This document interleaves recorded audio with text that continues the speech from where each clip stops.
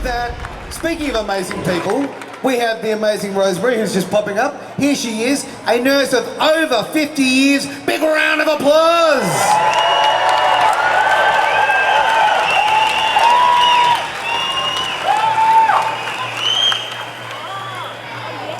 Brothers and sisters, before we start, I want to call out Mark McGowan for calling us anti-vaxxers.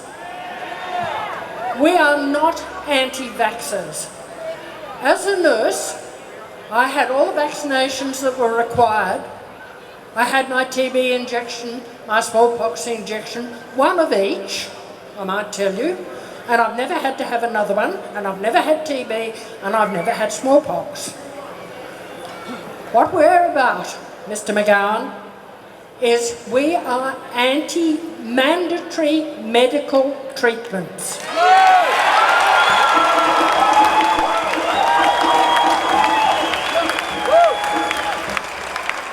I also call him out for calling us in the media Nazis, fascists. Do we look like Nazis? Do we look like fascists? This is one of the most good-natured, happy groups of people that it has ever been my privilege to be among.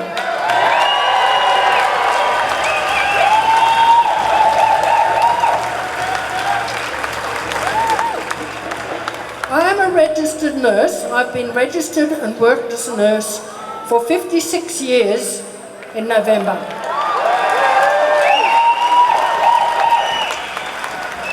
I stood down from my position 2 weeks ago because I had a letter from the Director General, who I wouldn't know if I fell over him, writing to me, "Dear Rosemary," and then the mandate, Tier 1, Tier 2, Tier 3, and the date on which we must have had our first vaccination or no job, and worse than that, if I was to be found on any health facility at all, short of being a patient, I would be fined $20,000.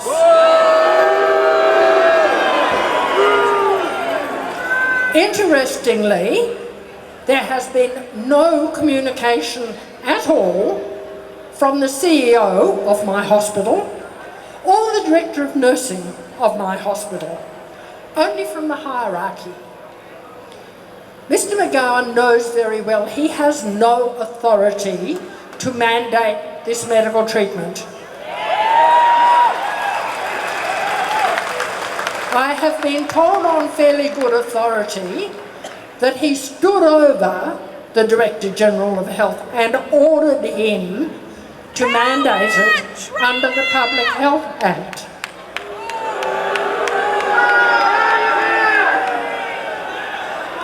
Now I want to tell you that the whole foundation for my career in nursing was some very, very fine nurses, the vast majority of whom were, as was customary in those days, females. And I admired them and I respected them for how hard they worked to make hospitals safe places, to raise the quality of nursing, to raise the profession, and also to raise the Australian Nursing Federation.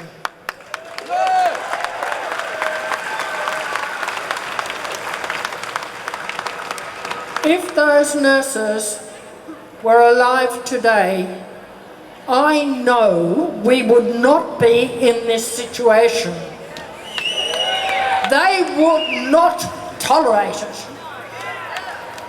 The Director General could send out whatever mandate he liked, but they would have done their homework, they would have known what they were facing, and they would have stood their ground and said, I can't spare any nurses. You are not going to bring this in. My nurses are not going to be forced to have medical treatments that they don't want.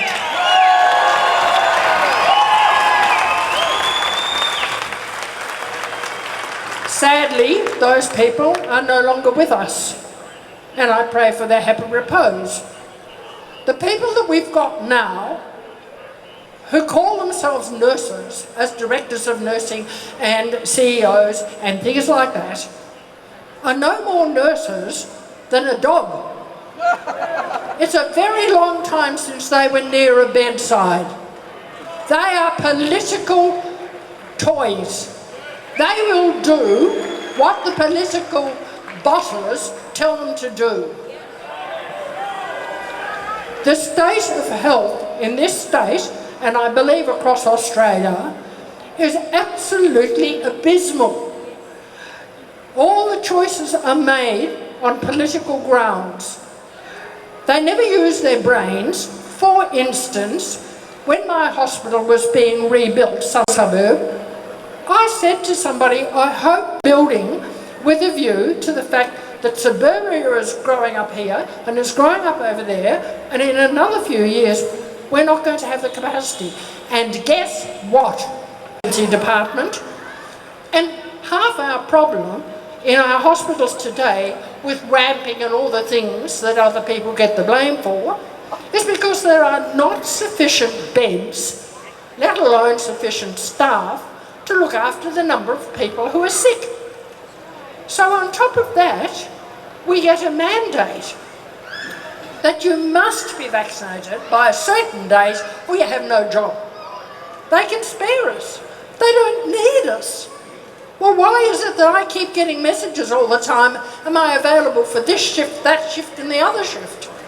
Why are hospitals short-staffed?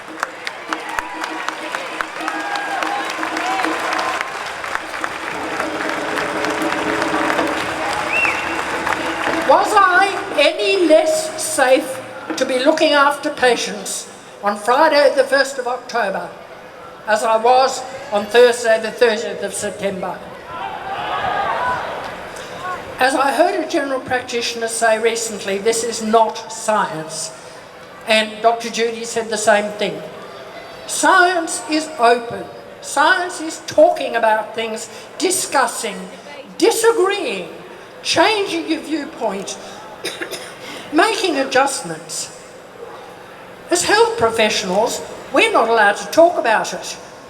We know what the set narrative is, and we're supposed to stick to that. AHPRA has been mentioned already. When we were young nurses, we thought AHPRA was all about, well, it was the Nurses Registration Board in those days, and we thought it was all about sort of looking after nurses. And we were told very firmly, no, the Nurses Board is not about you. It's about protecting the public from you. It's about making sure that you are a safe practitioner to look after the public. Well, one thing that AHPRA is not doing is not looking after you. They've fallen in with the narrative, and I can be deregistered for standing here and saying that. It is a complete mystery to me how people with university training, supposedly a step above the plebs, can all have fallen over like dominoes and accepted the narrative about this virus. You've got the Australian Medical Association. You've got the Australian Nursing Federation. You've got AHPRA. All these people have just fallen into line. And we, who go out there and make a study of these things, because we have a right to know what's going on, to look after our families and our children, we're not allowed to say anything. And we have to do as we're told. But it's our children and they're our responsibility. So rallies like this are as much about informing the public and keeping them abreast of the real science, what is really going on. And believe you me, COVID is not a medical issue.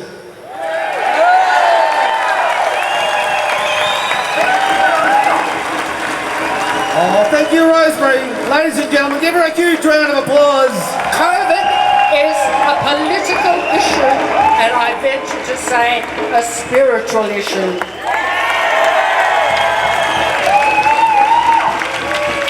So stand together, people. Come out every time there's a rally. The politicians are supposed to be our servants, and they are treating us as if we are their serfs. Not anymore. God bless you all. Thank you, Rosemary.